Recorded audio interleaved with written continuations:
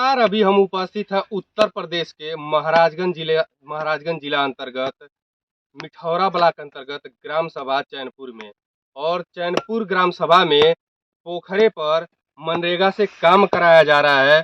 और मजदूरों का शिकायत ये है कि जिस जीविका के लिए, जिस जीवन यापन के लिए मजदूर काम करते हैं, गवर्नमेंट का कहना है कि 100 दिन का रोजगार दिया जाए एक गरीब परिवार को, जिससे उनका जीवन यापन चल सके। लेकिन उस जीवन यापन को कैसे गरीब मजदूर चलाएंगे जब सरकार उनके पैसे को रिलीज नहीं करेगी।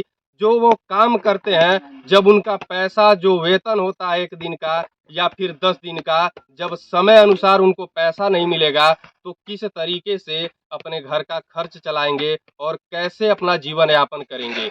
इन्हीं सब बातों को लेकर के जो मजदूर यहाँ पर इस पोखरे पर काम कर रहे हैं उनसे चर्चा करेंगे। और यहाँ के जो कुछ लोग थे उनका कहना ये था कि नवंबर माह में हम काम किए हैं, लेकिन अभी तक मनरेगा का जो भुगतान होना चाहिए वो भुगतान नहीं हुआ। अब हम किस तरीके से अपने घर का खर्च चलाएंगे और अपना खर्च किस तरीके से चलाएंगे। एक गरीब मजदूर सोचता है कि मनरेगा में जाएंगे, काम करेंगे, जब पैसा आएगा तो अपने परिवार का खर्च देखेंगे या फिर दवा के लिए, और भी कई सारे खर्च होते हैं जो गरीब मजदूर करता है। लेकिन जब आदमी मजदूरी करता है तो कहीं ना कहीं अपने खर्चे को देख करके उसी हिसाब से वो मजदूरी करता है कि हमारा वेतन मिलेगा। लेकिन सरकार अभी तक पैसा वेतन नहीं उनका दिया, जो काम किए हैं मजदूर उनका पैसा नहीं मिला। इन्हीं सब चीजों को लेकर के जानकारी लेते हैं। चाचा, क्या नाम है आपके? रामानंद। रामानंद, कहाँ के निवासी हैं? चैनपुर का। चैनपुर के। मनरेगा में कितना दिन हो गए आपके काम करते तो बहुत दिन हो गए, 2-3 महीना हो गया। 2-3 महीना हो गई। पैसा आयल आपके? पैसा नहीं आया अभी। क्यों? हम लोग के जो है खाता में पैसा नहीं आता, भेजते नहीं है तो हम कैसे तो आपका खर्च कैसे चलेगा? अरे चलते हैं, क्या करें, नून नमक भात खाते हैं, पास करते हैं, क्या करें। तो सरकार की मंशाओं से आप खुश हैं? इस तरीके से होना चाहिए, ये बताइए। नहीं होना चाहिए। हम नहीं मनसूख। पैसा आपको समय से चाहिए कि नहीं चाहिए? समय चाहिए। जब आपको पैसा समय से नहीं मिलेगा तो आपका खर्च भी नहीं चल पाएगा। नहीं चल पाएगा। हम लोग लेके कैसे खाने पीने बनेंगे। तो इसके बाद आप क्या कोई काम करते हैं? और काम करते हैं, इधर उधर मजदूरी करते हैं। कितना उम्र हो गया होगा आपका? उम्र हमारा 65 का हो गया। 65। पेंशन मिलता है आपको? नहीं, पेंशन नहीं मिलता है। पेंशन नहीं बना है आपका? प्रधान जी से नहीं कहे पेंशन? प्रधान जी से कहे, प्रधान जी कहते हैं बन जाएगा, बन जाएगा। अच्छा, प्रधान जी कहते हैं बन जाएगा। तो ऑनलाइन करवा लीजिए। जी भैया, क्या नाम है आपका? कहाँ के निवासी हैं? अभी तक जो मजदूर आपके वहाँ काम कर रहे हैं, मनरेगा का जो काम चल रहा है, अभी लोगों का भुगतान नहीं हुआ, इस पर आपका क्या कहना है? देखिए, सरकार तो अपनी जगह पे सही भी है, गलत भी है, लेकिन मजदूरों का पैसा नहीं रोकना चाहिए सरकार को। सही कैसे है, गलत कैसे है? अब सही ये है कि 2000 पैसा भेज दे रहा है, राशन भेज दे रहा है, उसी पे मजदूर सब खुश हो जा रहे हैं। और पैसा जो मेहनत कर रहे हैं सब, उन सबों का पैसा भेज ही नहीं रहा है। कहीं न कहीं जो मजदूर है उसका पैसा समय से नहीं मिल रहा है, इसीलिए मजदूर सब परेशान है। तो आप काम कैसे कराते हैं? मजदूर आ जाते हैं बराबर काम नहीं आते हैं। अब कहाँ आते हैं भाई, परेशानी है तो मजदूर आ रहे हैं, सब लोग दरवाजे पे जाके कहते हैं भाई हमारा पैसा नहीं मिला। तो उसी में आते हैं सब। तो जो मजदूर काम कर रहे हैं वो भी तो आपके ऊपर प्रेशर डालते होंगे कि हमारा पैसा दीजिए। जी। उस पर आपका क्या रिएक्शन होता है, क्या कहना होता है आपका? अब जो जब पैसा नहीं मिल रहा है तो सब खींच करके ले जा रहे हैं। जो समूह का पैसा मजदूर लिए हैं, किसी तरह अपना जीवन यापन कर रहे हैं, वो सब अपना आते हैं तो कभी मोटरसाइकिल का वो जो भी पाते हैं सब खींच ले जाते हैं। जिस पे मान लीजिए गाय पे दिए हैं, भैंस पे दिए हैं, तो भैंस खोलने लगते हैं सब। अच्छा, जो मजदूर पैसा लिए हैं समूह का, आज के डेट में देखा जाए कि हर ग्राम सभा में समूह बहुत तेजी से चल रहा है, समूह का कार्य, वो लोग लोन देने का कार्य कर रहे हैं। तो कुछ गरीब वर्ग के जो लोग हैं वो समूह से पैसा ले लेते हैं और ये सोचते हैं कि जो मनरेगा का काम चलेगा तो उसमें जा करके मजदूरी करेंगे और समय से अगर हमारा पैसा आ जाएगा तो समूह का पैसा दे देंगे। लेकिन समय से पैसा नहीं आता है तो लोग क्या नहीं दे रहा है। जी, सरकार का वो मजदूरों का यही मत है, सरकार समय से हम लोग काम कर रहे हैं, समय से मजदूरी मिल जाए हम लोगों का। तो वो लोग आते हैं तो कभी टेम्पू जो भी मतलब साधन मिलता है अपना लेके, जैसा कि आपने बताया एक बार एक पंप सेट लेकर के जा रहे थे लोग। जी, मोटरसाइकिल भी उठा ले जाते हैं। सब कहते हैं हमारा पैसा दो, तब हम तो बताए सरकार पैसे नहीं दे रहा था, हम लोग कहाँ से पैसा देंगे। हम लोग एक तरफ सरकार का कहना यह है कि 100 दिन रोजगार आपको मिलेगा, अपने ही ग्राम सभा में मिलेगा, लेकिन अगर मजदूर जाता है वहां पर मजदूरी करने के लिए, लेकिन उसका पैसा समय से नहीं मिलता है। अब किस तरीके से सरकार कहती है कि 100 दिन आपको रोजगार दिया जाएगा आपके ग्राम सभा में, लेकिन उस 100 दिन का जो रोजगार है उसका भुगतान कब होगा, ये कोई समय निर्धारित नहीं है। और ना ही कभी संबंधित अधिकारी बताते हैं कि कब तक पैसा आपका आ जाएगा। और कुछ महिलाएं भी हैं, हम उनसे भी जानकारी लेंगे। चाची, क्या नाम है आपके? कितना दिन हो गए यार, देखा जा कितना दिन हो गए आपके नरेगा में काम कर रहे? 13 दिन हो गई। 13 दिन आगे से पहले कबो काम कैले रहलू है? कितना दिन पहले? 9 दिन हो 2 महीना 6 महीना पहले हो गया। क्या नाम है चाची? मेनका नाम है। कितना दिन से नरेगा में काम करते रहू? हम नवंबर से काम करते, हमारा पैसा नहीं मिलल। नवंबर में काम कैले रहलू है? कितना दिन कैले हो कबू? हम और कैले रहनी 10-12 दिन। 10-12 दिन। हाँ। अभी तोहार मार्च जारी बाटे। हाँ। पैसा आइल रहला खाता में? एको पैसा नहीं मिलल। एको पैसा ना आइल। खर्च नहीं। कैसे चलेला? खर्च कैसे चली? घर का मालिक घर और दिहाड़ी करेली सब, कैसे खर्च चलला? हमन के खेती किसानी जाने से मजदूरी करनी, धान काटेनी, सोहेनी, तो कैसे खर्च चलला? तो सरकार के का नाम बा कि 100 दिन के तो के गांव में रोजगार मिली और समय से पैसा मिली, लेकिन समय से पैसा नहीं मिलता तो फिर मनरेगा में काम करे नहीं आता नहीं सब करे, कैसे चिरारी कर सब चला मिली तो वैसे आई नहीं सब कहबा नहीं करे, मिलबा नहीं करे, का करी के? तो सरकार से खुश बाड़ू? का खुश बानी से जब के पैसा नहीं मिली? पीएम किसान वाला आवेला पैसा? हमन के खेतवा नहीं बाटे तो कहां से? हमन के गरीब बानी, कहां से हमन के खेत? राशन मिलेला? राशन मिलला। कुछ मजदूर नवंबर में जो काम किए थे और ये मार्च का महीना अभी चल रहा है, मार्च का महीना स्टार्ट हुआ है, लेकिन उन मजदूरों का अभी तक मजदूरी उनके खाते में नहीं आया। यानी वो कहीं ना कहीं इस आस के साथ मेहनत कर रहे थे, इस उम्मीद के साथ काम कर रहे थे मनरेगा में आकर के कि हम मेहनत करेंगे, मजदूरी करेंगे, तो सर्दी का मौसम आया है तो कहीं ना कहीं समय अनुसार अगर हमारा पैसा आ जाएगा तो उससे हम कुछ काम कर लेंगे। बच्चों के लिए कपड़े हैं और भी कई सारी चीजें हैं, उसको हम अपनी आवश्यकता की जो भी जरूरत की चीजें हैं उनको हम पूर्ण करेंगे। लेकिन सरकार किस तरीके से मजदूरों के मनसे पे पानी फेरती हुई नजर आ रही है कि उनका अभी तक मनरेगा का पैसा नहीं आया। भैया से जानकारी लेते हैं कि इन पर इनका क्या राय है। भैया, क्या नाम है आपका? अजय नाम है मेरा जी। अभी मनरेगा का पैसा नहीं आया समय से लोगों का, इस पर आपका क्या कहना है? हमारे वहाँ लगभग नवंबर से ही काम हो रहा है और लगभग प्रत्येक मजदूर का 50 दिन, किसी का 40 दिन, किसी का 30 दिन मजदूरी हो गया है। और देखिए 40 दिन उनका हुआ है। और देखिए जो आदमी काम करता है, मजबूरी में काम करता है, जाकर दिहाड़ी करता है। आदमी नवंबर बहुत इतना बड़ा ठंड था कि लोग सोचे कि पैसा मिल जाएगा बच्चों के लिए, स्वेटर, फीस, सब कुछ देने के लिए। आज ये स्थिति है कि कोई लेबर काम करने के तैयार नहीं हो रहा है। उस तरह से हाथ गोड़ जोड़ कर बुलाया जा रहा है, फील्ड में काम कर रहे हैं लोग। और सबसे समस्या है कि दरवाजे पे जाने के बाद लेबर से उठा जा कर रहे हैं सब, क्योंकि पैसा नहीं मिला, क्या हो गया। तो ये मैं कहने मतलब है कि सरकार की जो नीति है बहुत गंदी नीति है। या मनरेगा को बंद कर दें या समझ पैसा दें। पहले ऐसा नहीं होता था, समय अनुसार पैसा मिल पहले जाता था। देखिए योगी जी सरकार में, इसके पहले तो मान के लिए 10 दिन में, 15 दिन में, 20 दिन में पीओ बनने के बाद पैसा आता था, समय से आता था पैसा। ये पता नहीं क्या हुआ है कि 4-6 महीना 5 महीना हो जा रहा है, पैसा नहीं आ रहा है। अगर क्या लगता है कि अगर यही कंडीशन रहा तो अगली बार अगर मनरेगा से कोई काम कराना हो तो मजदूर मिलेंगे काम कराने के बिल्कुल लिए? नहीं मिलेंगे। मनरेगा समझ लीजिए अंतिम चरण में है और मनरेगा कभी भी बंद हो सकता है। जब समय से पैसा नहीं मिलेगा, जो उसमें कर्मचारी हैं उनको समय वेतन नहीं मिलेगा तो कैसे काम होगा?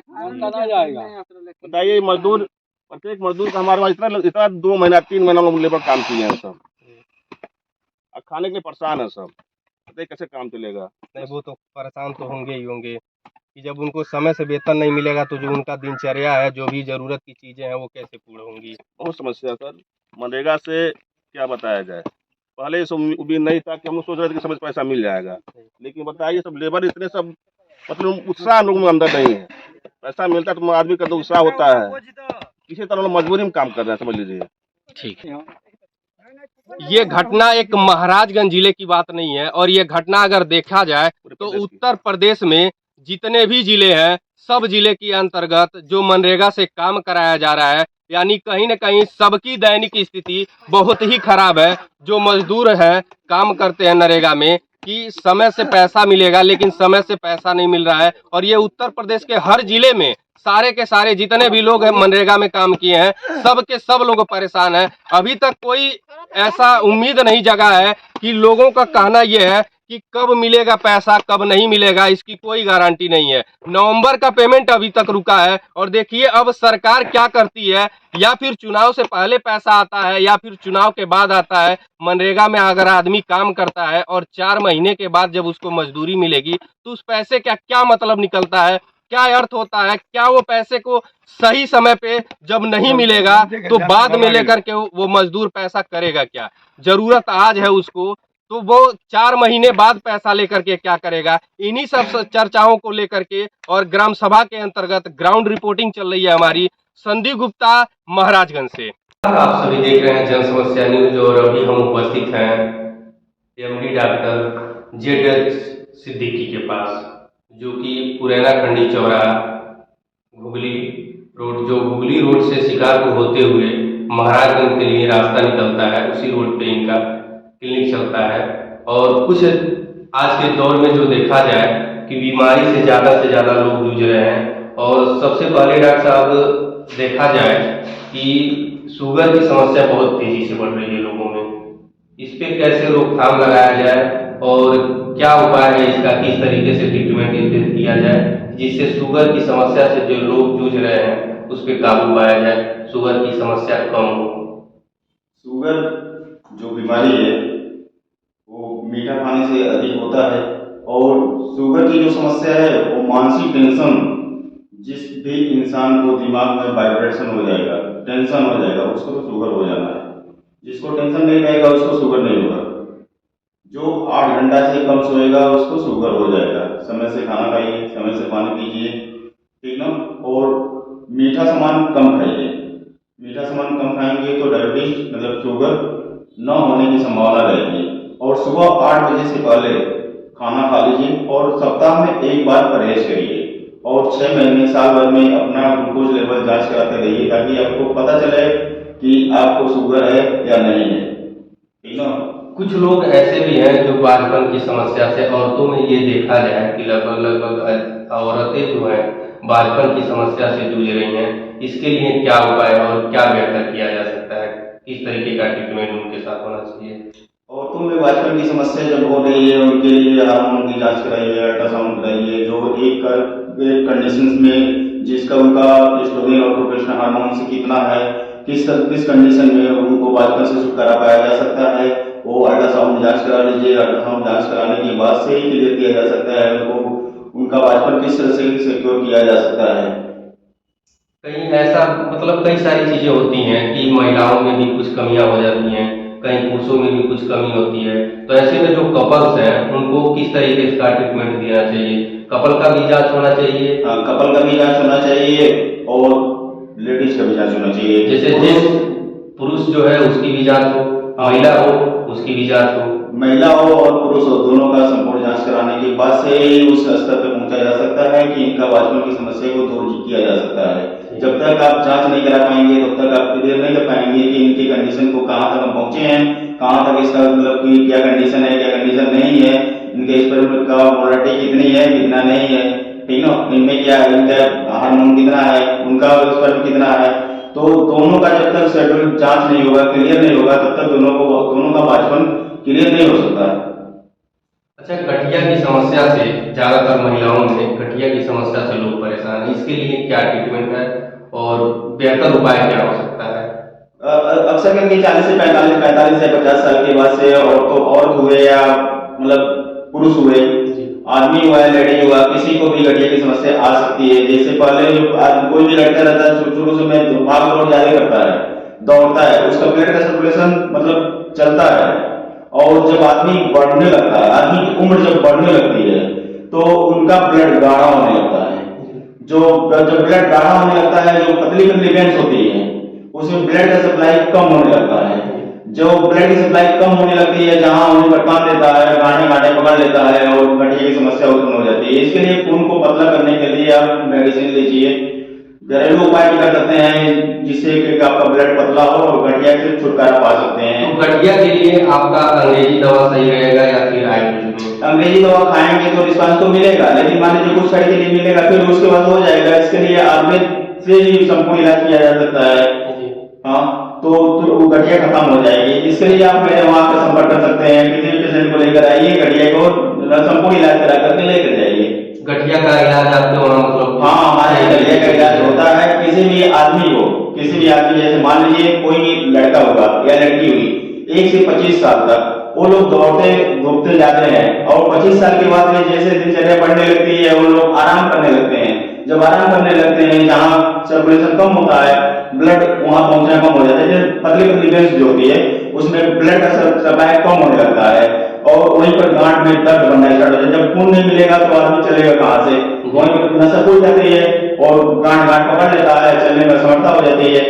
तो ऐसा क्या करें कि जो 20-25 साल के बाद की जो एज होती है, गठिया की समस्या जैसी आपने बताया कि 25 से प्लस जब लोग जाते हैं तो गठिया की समस्या होना स्टार्ट हो जाता है, तो ऐसा क्या करें, किस तरीके का ट्रीटमेंट लें नेचुरल तरीके से कि हमें उस चीज की दिक्कत ना आए, वो परेशानी ना हो?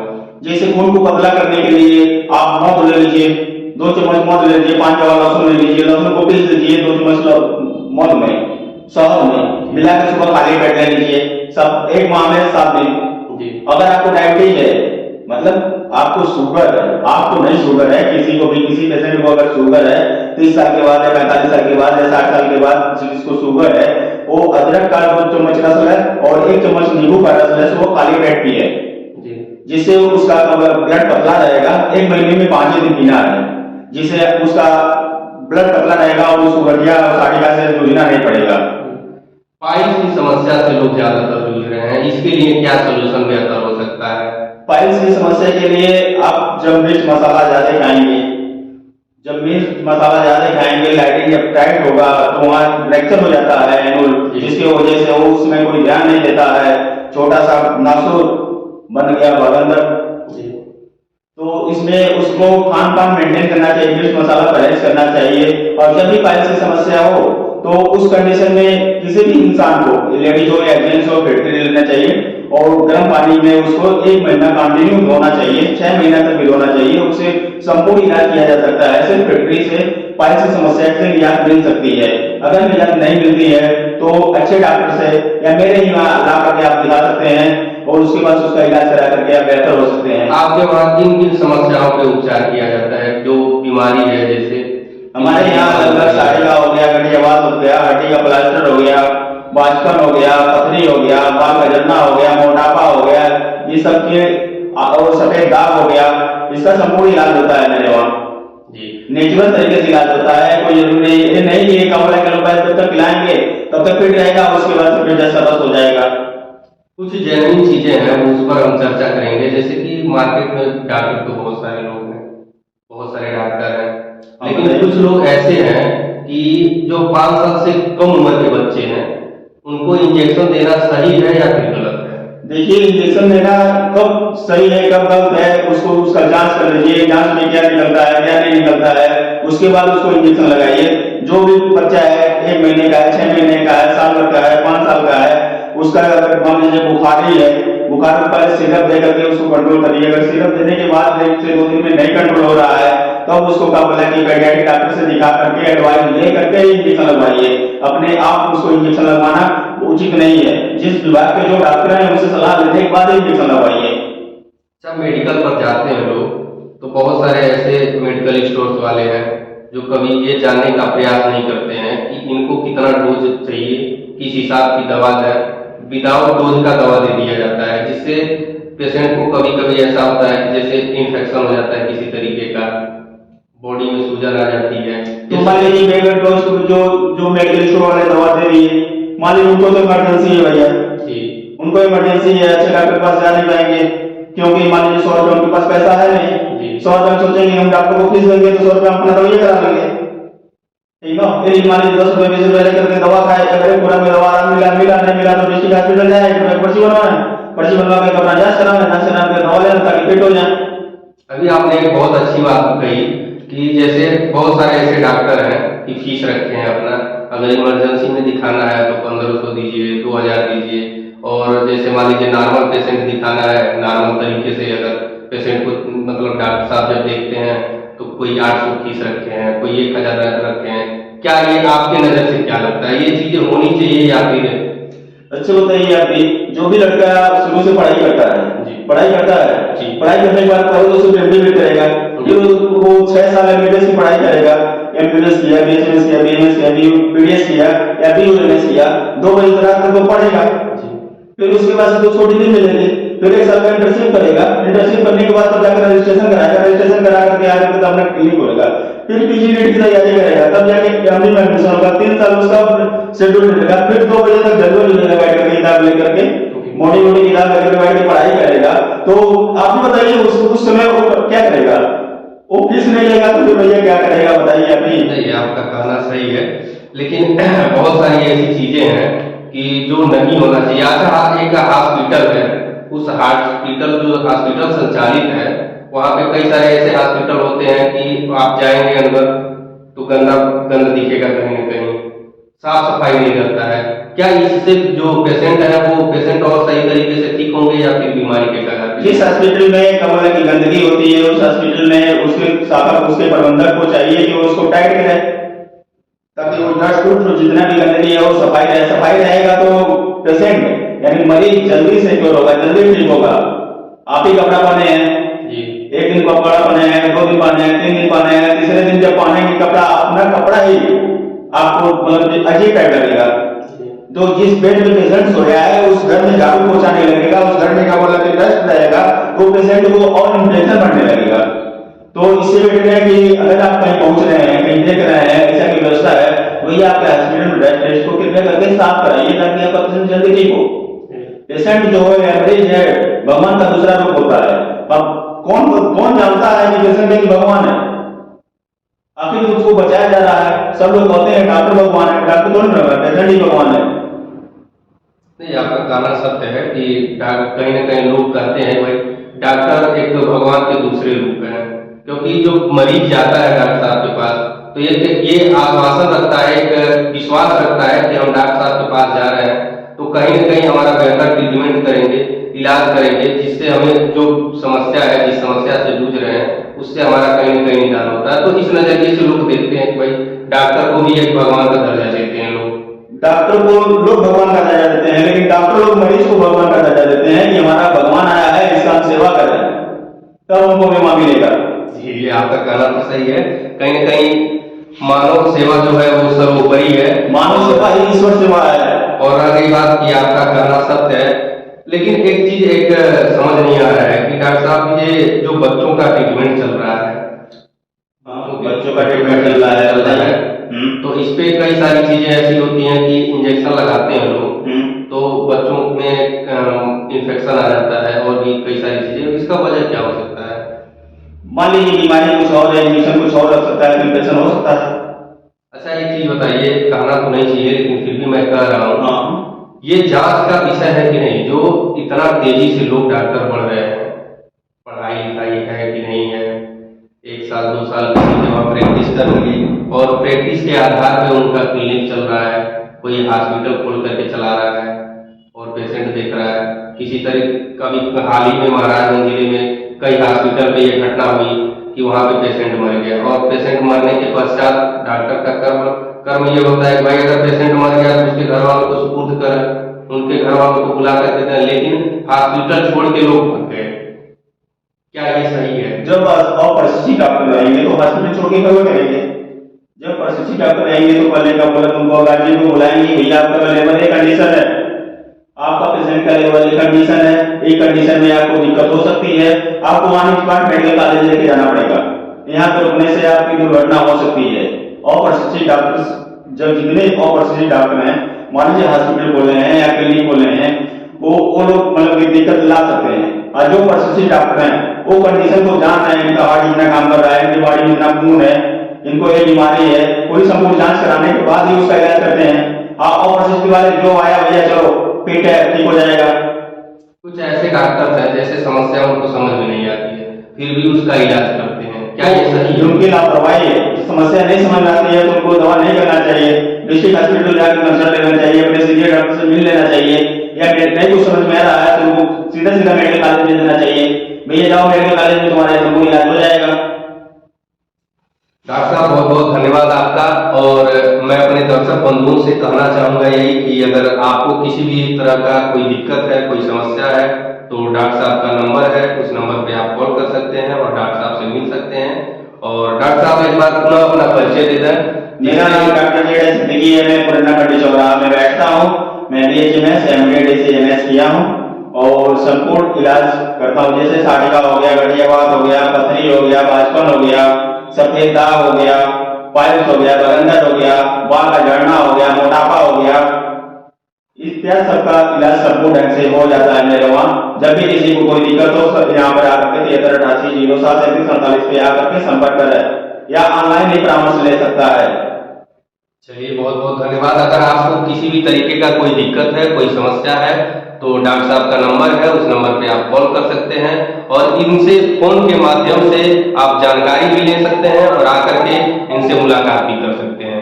बने रहिए हमारे साथ। संदीप गुप्ता, महाराजगंज से। जय हिंद, जय भारत। अभी हम उपस्थित हैं कुशीनगर जिले के नेबुआ नौरंगिया ब्लॉक अंतर्गत और ग्राम सभा मड़ार बिंदवलिया में। और ग्राम सभा मड़ार बिंदवलिया का ये बूढ़ा मड़ार टोला है और इस टोले पे ये आंगनबाड़ी केंद्र बनाया गया है और जिसका लोक निर्माण कार्य हुआ है लगभग 18-19 के सत्र में 2018 और 19 में इसका लोक निर्माण किया गया है। और जो लोक निर्माण कार्य किया गया है माननीय विजय कुमार दुबे जो यहाँ के सांसद थे उनके द्वारा ये लोक निर्माण कार्य किया गया है। लेकिन 2018-19 में इसका निर्माण कार्य तो हो गया और इसका उद्घाटन भी हो गया, लेकिन उद्घाटन होने के बावजूद ये अभी आपका जो वर्तमान सत्र चल रहा है 2024 चल रहा है, लगभग 5 से 6 वर्ष हो गए, लेकिन अभी तक यह संचालित नहीं हुआ पूर्ण रूप से। और यहाँ के जो लोग हैं उनसे भी हम जानकारी लेंगे कि यहाँ पे किसी की ड्यूटी लगाई गई है या फिर नहीं लगाई गई है। यहाँ पे जो आंगनबाड़ी नियुक्त किए गए हैं, जो जिनका यहाँ पे ड्यूटी है वो कार्य करने के लिए आती हैं, बच्चों को पढ़ाने के लिए आती हैं या फिर नहीं आती हैं। उससे पहले हम आपको ये दृश्य दिखाएंगे कि जो ये निर्माण कार्य हुआ है यहाँ पे कितना खूबसूरत तरीके से निर्माण कार्य कराया गया है। ये आप देख सकते हैं कि इसका फर्श भी टूटा पड़ा है और ये कागजों में फाइनल दिखा दिया गया है कि ये जो इसका निर्माण कार्य है वो पूर्णतः रूप से फाइनल हो चुका है। लेकिन यहाँ के जो बच्चे हैं, इस टोले के जो बच्चे हैं, उन बच्चों को शिक्षा ग्रहण करने के लिए ये जो आंगनबाड़ी केंद्र बनाया गया है, क्या वाकई में उन बच्चों को शिक्षा मिल पा रहा है इस आंगनबाड़ी केंद्र पे या फिर नहीं मिल पा रहा है। और ये आप दृश्य देख सकते हैं कि आंगनबाड़ी केंद्र में यहाँ पर ये देखिए बंटी बबली का जो सीसी है वो भी डाला गया है। ये आंगनबाड़ी केंद्र एक दारू का अड्डा बना हुआ है। यहाँ पर लोग आते हैं, दारू पीते हैं और ये कंबल देख सकते हैं कि यहाँ पर सोते हैं।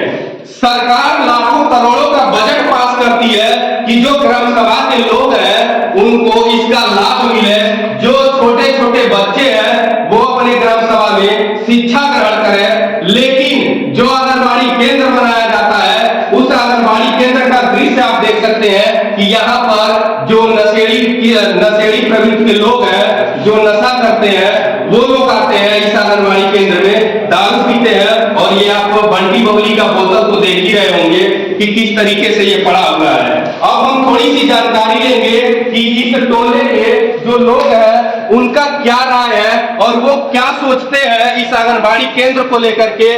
क्या उनके जो बच्चे हैं उनका भविष्य उज्जवल हो सकता है या फिर जो उनके बच्चे हैं पढ़ाई कर सकते हैं इस आंगनबाड़ी केंद्र पे, या फिर जिनकी ड्यूटी लगाई गई है इस आंगनबाड़ी केंद्र पे वो सही तरीके से काम करते हैं या फिर नहीं करते हैं। कहीं ना कहीं एक चर्चा का विषय है और एक सोचने वाली बात यह है कि सरकार तो बजट देती है कि जो विद्यालय बनाया जाए, सामुदायिक स्वास्थ्य केंद्र बनाया जाए, आंगनबाड़ी केंद्र बनाया जाए, जिससे लोगों का भला हो और सही तरीके से इलाज हो, जो छोटे छोटे बच्चे हैं उनको शिक्षा मिले। लेकिन उस पर पानी कैसे फेरते हैं, वहां पे जो कार्यरत होते हैं, जो ड्यूटी जिनकी लगाई जाती है काम करने के लिए, वो लोग किस तरीके से सरकारी सैलरी तो निकासी कर लेते हैं, लेकिन जो ड्यूटी देनी चाहिए वो ड्यूटी नहीं देते हैं।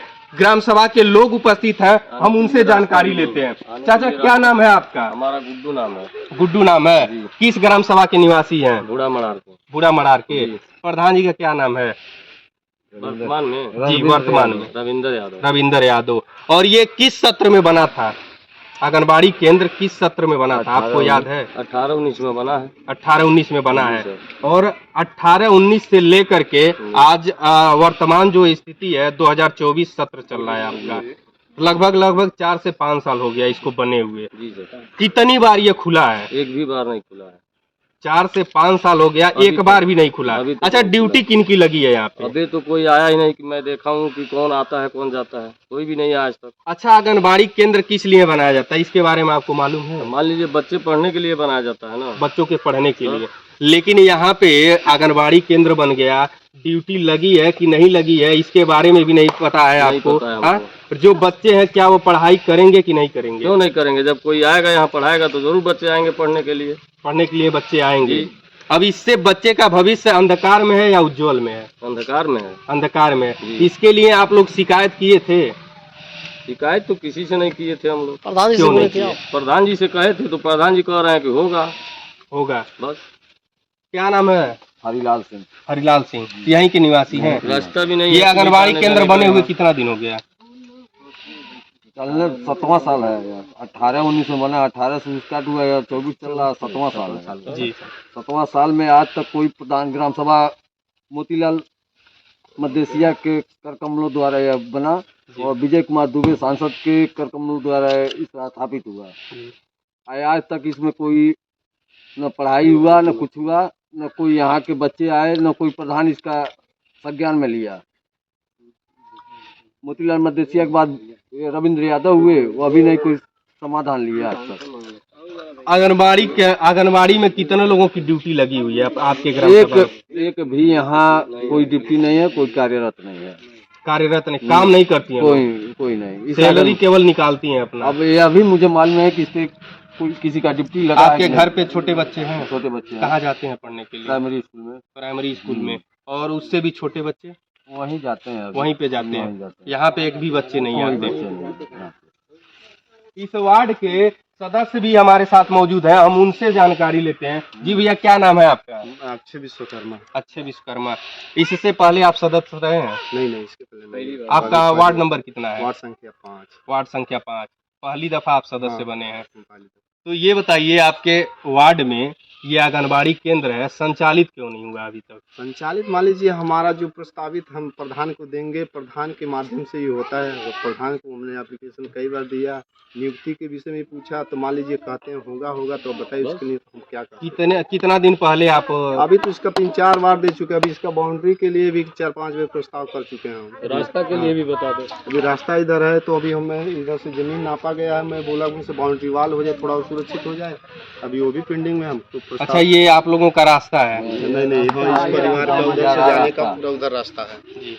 तो ये अभी तो जब बारिश का मौसम होगा, पूरा पानी भर जाता है, कीचड़ होगा। हाँ, पानी भर जाता है इधर में पूरा पानी हो जाता है। अच्छा, इधर कितने लोगों का घर होगा? अभी ये तो 4-5 परिवार इधर हैं, उधर से रास्ता जाता है उधर मस्जिद की तरफ। तो मान लीजिए पर्सनल बनेगा, ये पर्सनली रास्ता होगा, और नहीं तो उधर के तो लोग उधर से निकट जाते हैं। जो संबंधित अधिकारी हैं वो किस तरीके से सरकारी बजट का दुरुपयोग करते हैं। निर्माण तो होता है लेकिन आधा अधूरा निर्माण होता है, और कहीं ना कहीं जो बजट आता है बड़े पैमाने पे वो आधा अधूरा काम करके, और जो बड़े पैमाने का बजट होता है उसमें कहीं ना कहीं घोटालेबाजी की जाती है, और इसमें कहीं ना कहीं उच्च अधिकारी भी सम्मिलित होते हैं। नहीं तो इस तरीके का कृत्य नहीं होता और ये दृश्य आपको देखने को नहीं मिलता। इससे पहले जो यहाँ का शौचालय बना है, उस शौचालय पे भी हम एक नजर डालेंगे और वो भी हम आपको दिखाने का प्रयास करेंगे कि किस तरीके से यहाँ पे जो सरकारी बजट है उसका दुरुपयोग किया गया है और किस तरीके से जो संबंधित अधिकारी हैं वो आज तक इस पर एक बार भी नजर नहीं डाले कि क्या वाकई में ये चीज सही है या फिर गलत है। ये देखिए शौचालय बनाया गया है कि जो आंगनबाड़ी केंद्र पर बच्चे आएंगे या फिर जिनकी ड्यूटी लगेगी वो लोग इसका इस्तेमाल करेंगे, लेकिन ये आधा अधूरा निर्माण कार्य करके और इसका भुगतान करा लिया गया। और इसी तरीके से ये घोटालेबाजी का सिलसिला चलता रहता है और जब संबंधित अधिकारी से जानकारी लेने का प्रयास किया जाता है तो कहीं न कहीं मुकर जाते हैं और इस बात से नकार देते हैं कि हमको इसके बारे में सूचना नहीं है और हम इस बारे में जानकारी आपको क्या दें, और कभी अपने क्षेत्र में ये भ्रमण करके देखने का प्रयास नहीं करते हैं कि जो कार्य हुआ है वो वाकई में धरातल पे सही तरीके से कार्य कराया गया है कि नहीं कराया गया है या फिर उसमें कुछ त्रुटियां हैं। अगर त्रुटियां हैं तो उसका हम सुधार करें, लेकिन सुधार न करके न क्षेत्र का भ्रमण करके केवल कागजी कार्रवाई जो होता है उसको पूर्ण कर लिया जाता है और धरातल पर घोटालेबाजी का सिलसिला उच्च अधिकारी से लेकर के ठेकेदार से लेकर के और संबंधित जितने भी अधिकारी हैं सब लोगों में कहीं न कहीं मिली भगत किया जाता है। बने रहिए हमारे साथ। ग्राम सभा मड़ार बिंदवलिया का ये दूसरा आंगनबाड़ी केंद्र है जिस पर हम नजर डालने का प्रयास कर रहे हैं। और जैसा कि हमने आपको दिखाया था कि मड़ार बिंदवलिया में एक पहला जो आंगनबाड़ी केंद्र था वहां पर किसी की ड्यूटी नहीं थी, लेकिन बना तो दिया गया है, बहुत ही प्यारा और खूबसूरत था। लेकिन इसकी बड़ाई हम क्या करें, ये काफी तारीफ की चीज है और वाकई में इसका तारीफ होना चाहिए। कहीं न कहीं ये इतना बेहतर बनाया गया है और इतना खूबसूरत सा बनाया गया है कि इसमें आए दिन आंगनबाड़ी केंद्र पे जिनकी ड्यूटी है वो लोग ड्यूटी भी करते हैं और आकर के इसमें निवास करते हैं, क्योंकि अगर बारिश का पानी हो तो एक भी पानी, एक बूंद जो कहा जाता है वो पानी इस आंगनबाड़ी केंद्र के अंदर नहीं जाएगा। इसलिए अंदर नहीं जाएगा क्योंकि इसका छत ढाल दिया गया है, छत ढाल दिया गया है केवल कागजी कार्रवाई में। धरातल पर क्या है वो चीज हम आपको दिखाते हैं। और इसका जो प्लास्टर होना चाहिए, यहाँ पर शौचालय बनना चाहिए, ना शौचालय है, ना इस दीवार का प्लास्टर हुआ है, ना ही यहाँ पर दरवाजा लगाया गया है और ना ही इस आंगनबाड़ी केंद्र का छत ढाला गया है। केवल कागजी कार्रवाई किया गया है, कागजों में बना दिया गया है कि यहाँ पर आंगनबाड़ी केंद्र का निर्माण हो गया है और यहाँ पे जो आंगनबाड़ी केंद्र है वो कार्यरत है, ड्यूटी कर रही हैं। लेकिन किस तरीके से ड्यूटी कर रही हैं ये भी आप देख सकते हैं, क्योंकि बारिश का पानी जो है ये कभी अंदर नहीं आएगा। इसलिए अंदर नहीं आएगा कि छत लगा हुआ है, और छत देखिए कहाँ पे लगा है, कहीं न कहीं ये यहाँ के जो कर्मचारी हैं, जो अधिकारी हैं, वो कहीं न कहीं चांद पर जा करके इस आंगनबाड़ी केंद्र का छत लगाए हैं। चांद पर इसलिए लगाए हैं कि वहां से जब पानी थोड़ा सा नहीं टपकेगा तो फिर इस आंगनबाड़ी केंद्र के अंदर पानी भी नहीं आएगा। और थोड़ा सा जानकारी लेते हैं कि इस टोले के जो लोग हैं उनकी क्या समस्याएं हैं और इस आंगनबाड़ी पर क्या उनकी राय है। दादी क्या नाम है आपके? हमार गुदली ना है। कहाँ के निवासी हैं? बराई पट्टी के। हाँ। हमारा 4-5 गो नाती बड़े सो भाई कहाँ जाना पड़ा, कहीं अच्छा, ये आंगनबाड़ी केंद्र बनले कितना दिन हो गए? अरे हम जानता 3-4 साल से ऊपर हो गए। 3-4 साल से ऊपर हो गए। अच्छा, कौन अधिकारी आई? हाँ, जुन बाबू प्रधान में का 4-5 आदमी हाँ, सबके बनल है, सबके बनल बा। आज तक के खोजल ना अधिकारी को आई ना देखे, केहू नहीं आला, देख चल जाए वो तो देख गए प्रधान से का आई लल है। अब बड़ी कहावो है बनावे के कहावो कई क्यों नहीं सुनेला, केहू सुनाले कथि की देखा हो व्यवहार कौन चीज है, कोनो व्यवहार नहीं बा केहू प्रधान के हां, ये कुछ के बना ये बाबू ऐसा नहीं बनावले वालो। अच्छा, आंगनबाड़ी केंद्र पे जौन पोषाहार आवेला लइकन के बाटे का कुछ ना क्यों नहीं बाटेला। अच्छा, यहाँ केकर ड्यूटी भाई मालूम बा? ड्यूटी रहला है वो कहां का कुटी तो लगाई नहीं मालूम बा? नहीं कुटी वो हला है ले जा कब देखले बाड़ू ना? हां, आवेला चल जा। अच्छा, देखले बाड़ू। एबर आइला लड्डू है एक दिन बटाला पत्ता कवाइया। हां, ये नहीं झंडा लगाला कहिया गया लोग तो मने फोड़ लड्डू दे रहा 26 जनवरी 15 दूध बरस से वो ना जाए। चाचा जी क्या नाम है आपका? रामाद्या। कहाँ के निवासी हैं? यहीं के निवासी हैं, इसी ग्राम सभा के निवासी हैं। ये आंगनबाड़ी केंद्र बने हुए कितना दिन हो गया? लगभग 15 साल। 15 साल हो गया।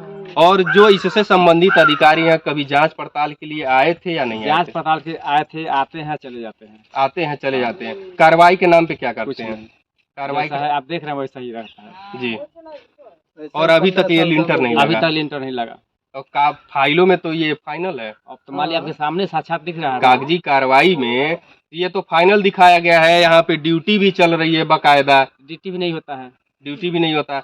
और ड्यूटी किन की है ये पता है? जब यहाँ पर लोग आएंगे तब तो मालूम होगा कि ड्यूटी किन कौन आता है, कौन किसके अंदर में है, ये कौन राशन देता है, वो सहार बढ़ता है कि नहीं बढ़ता? ये भी नहीं मालूम है कौन बढ़ता है, मिलता है कि नहीं मिलता है, ये भी नहीं पता है आपको? आएंगे लोग तब तो मालूम होगा। हम्म। यहाँ पर कोई नहीं आता है। 15 अगस्त के दिन आपकी कोई झंडा नहीं फहराया। अभी यहाँ पे झंडा भी नहीं, ध्वजारोहण भी नहीं हुआ? कुछ नहीं। 15 अगस्त के दिन हम ही लोग झंडा फहराए थे। 26 जनवरी को झंडा नहीं फहराया गया। क्या नाम है आपका? बात करें। चाची क्या नाम है आपके? हमर नाम हाँ? रात के देवी। हाँ। अच्छा यही हमर लइका नहीं बना कुल भी छोटा हमर लइका अच्छा। बूढ़ बना कुल। हाँ। हां तो पढ़े यहाँ कुल छोटा लइका तो हई बने के चाही कि नहीं बने के चाही? नहीं बने के चाहिए। बने के चाहिए ना। तो हाँ। बनबे नहीं कइल तो लइका पढ़े कहाँ जाइए? जाना कुल मिडिल स्कूल में लम्बे जाने पड़े। हाँ, हाँ। तो हेकर लिंटरो नहीं लगल बा। हाँ नहीं तो पानी एको अंदर जाई कि बाहरे जाई? सब भीतर जाई हाँ? सब अंदर जाई। तो आंगनबाड़ी लोगन जब आई हैं पढ़ावे खातिर तो कहाँ बैठ के पढ़ाइया न बैठले तो ओइस व्यवस्था भाज बा? गइलो ओइस तो भाज गइलो। अधिकारी आइल न देखे खातिर? देखे तो केना मन आवे ने देखे में। एक युवा वर्ग के हैं, हम उनसे थोड़ी सी जानकारी लेंगे कि इस आंगनबाड़ी केंद्र को लेकर के इनकी क्या राय है और इनकी क्या मत है। जी भैया क्या नाम है आपका? मेरा नाम पप्पू मदनवाल है जी। और मैं ग्राम सभा मलार बिंदौलिया बरीपट्टी का निवासी हूँ। ये आंगनबाड़ी केंद्र बने हुए कितना दिन हो गया? लगभग बताया है ना 14-15 साल हो गया। 14-15 साल हो गया। और उसी दिन से मान के चलिए आज आपका 15 साल हो गया। इसी तरह हाँ इस ग्राम सभा के लोग को देखने को मिला है। केवल देखने को बस, मिला है। बस। ये कागजी कार्रवाई में तो पूर्ण रूप से संचालित है ये। ना ही कभी बच्चे यहाँ 10 बैठ के पढ़े हैं, जी। कभी नहीं। जब जायज सी बात है इसका छत नहीं लगा है तो बच्चे कहाँ से पढ़ेंगे? ये यहाँ जो अधिकारी चाहे जिनकी ड्यूटी लगती है वो भी तो प्रयास करे तब तो बनेगा। बताइए। तो ग्राम प्रधान से शिकायत किए थे इसकी? सभी लोग आते हैं देखते हैं। सब लोग आके कई बार जांच हुआ इसका, देखे हो जाएगा हो जाएगा। केवल कहते हैं, आश्वासन केवल देते हैं। आश्वासन देकर बस चले जाते हैं। उसके बाद से कार्रवाई के नाम पे जीरो। कुछ नहीं सब जीरो। इस तरीके से जो संबंधित अधिकारी है वो किस तरीके से सरकारी बजट का घोटाला करते हैं और इसका परिणाम आप साफ दिख सकते हैं कि किस तरीके से यहाँ पे घोटालेबाजी किया गया है संबंधित अधिकारियों के द्वारा। ना इस पर कभी जांच हुआ, जांच तो हुआ लेकिन कार्रवाई नहीं हुआ। आए अभी चाचा जी से हमने जानकारी लिया, उन्होंने कहा कि यहाँ के अधिकारी जो है वो आते हैं, केवल देखते हैं और देख करके चले जाते हैं, केवल आश्वासन देते हैं, कार्रवाई कोई नहीं करते हैं। ग्राम प्रधान से भी लोगों ने शिकायत किया, ग्राम प्रधान का भी कोई रिएक्शन नहीं। जो यहाँ के संबंधित अधिकारी हैं उनका भी कोई रिएक्शन नहीं। अब ये अगर इसको संचालित नहीं करना है तो जो सरकार हर ग्राम सभा में कह रही है कि आंगनबाड़ी केंद्र बनवाइए, स्वास्थ्य केंद्र बनवाइए, इसकी जरूरत क्या है, आवश्यकता क्या है? जब इसको पूर्णतः संचालित नहीं करना है और पूर्ण रूप से जब कार्य नहीं करना है तो जरूरत क्या है? हालांकि सरकार तो कहती है कि ग्राम सभाओं में फला चीज होना चाहिए, इसका निर्माण कराइए, उसका निर्माण कराइए। सरकार का आदेश हो गया, जो संबंधित अधिकारी है उस चीज पर कितना एक्शन लेते हैं और ये आप देख सकते हैं कि यहाँ मलार बिंदवलिया में जो ये दूसरा आंगनबाड़ी केंद्र है वो किस तरीके से बनाया गया है।